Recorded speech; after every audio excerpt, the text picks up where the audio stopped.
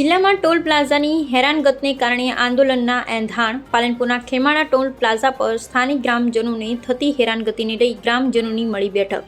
Toll પ્લાઝાને અડીને આવેલા ગામને પણ ટોલ પ્લાઝાના સંચાલકો ટોલમાંથી મુક્તિ ન આપતા હોવાના આક્ષેપ. ભારતીય કિસાન સંઘના નેજા હેઠળ આંદોલનના એંધાણ. આગામી 18 ઓગસ્ટે હજારોની સંખ્યામાં ખેડૂતો એકત્ર થઈ ધરણા કરી ટોલ પ્લાઝા પર કરશે વિરોધ પ્રદર્શન. લક્ષ્મણપુરા, મલાણા, માલપુરિયા, કોયટાપુરા સહિત 15થી વધુ ગામોના ખેડૂતોએ બેઠકમાં કર્યો નિર્ણય. હેબતપુરા પાટિયા નજીક દેવી માતાના મંદિરે ખેડૂત આગેવાનોની મળી હતી બેઠક. બેઠકમાં 18 તારીખે હજારોની સંખ્યામાં ખેડૂતોને એકત્ર થવાનું કરાયું છે આહવાન. ટોલ મુક્તિ માટે ખેડૂતો લડી લેવાના મૂડમાં.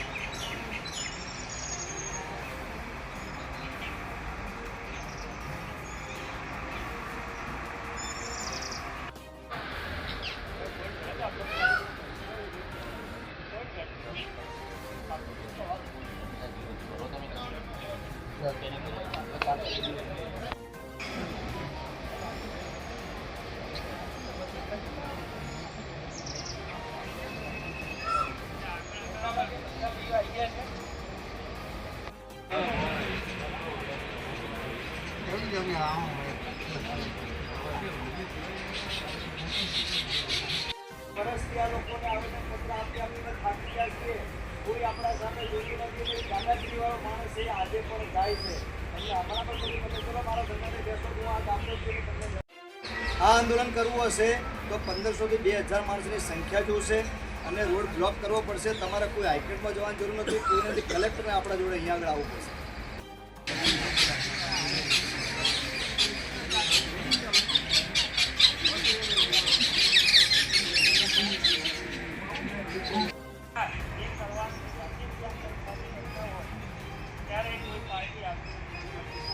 કોઈ એમાં આક્રોશ આવતો નથી, એમાં લડાઈ કરવાની આવતી નથી.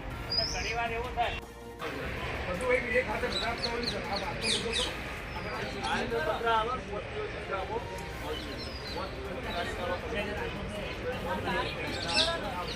બંધ નહીં થાય તો અમે મોટામાં મોટી સંખ્યાના અંદર રોડ બ્લોક કરીશું.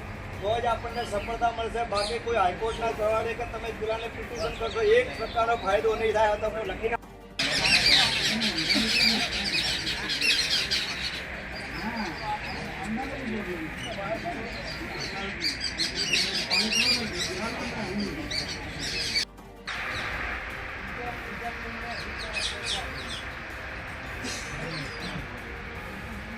7 વર્ષ સુધી આપણને જવા દીધું હતું. હવે આ લોકોએ નીતિ કેવી અપનાવી છે? પહેલા નંબરના અંદર લક્ષ્મણપુરા, ચલો એમને જવા દઈએ. માધવિયાવાળાને બંધ કરો. એમના જોડે પાસ ઝંઝટમાંથી રોકાવા માટે થઈને એ લોકો શું કરે કે તમે 100 રૂપિયા લો કે 350 રૂપિયા પાસે એ એમનો સબ્જેક્ટ. આપણને તો મળેલો અધિકાર છે 20 કિલોમીટરના રેડિયસમાં આપતી પબ્લિકને ફ્રી જવાનો અધિકાર. એટલે આપણે સૌથી પહેલાં તો જે લોકો 20 કિલોમીટરના રેડિયસમાં જે પણ ગામ આવી રહ્યા છે એ ગામ આ ચળવળમાં જોડાય. જો આપણી સંખ્યા વધારે થશે તો આપણે વ્યવસ્થિત રીતે પ્રતિકાર કરી શકીશું. લોંગ ટાઈમ સુધી એ લોકો એને સમજશે. મુદ્દા નંબર 2 એવો છે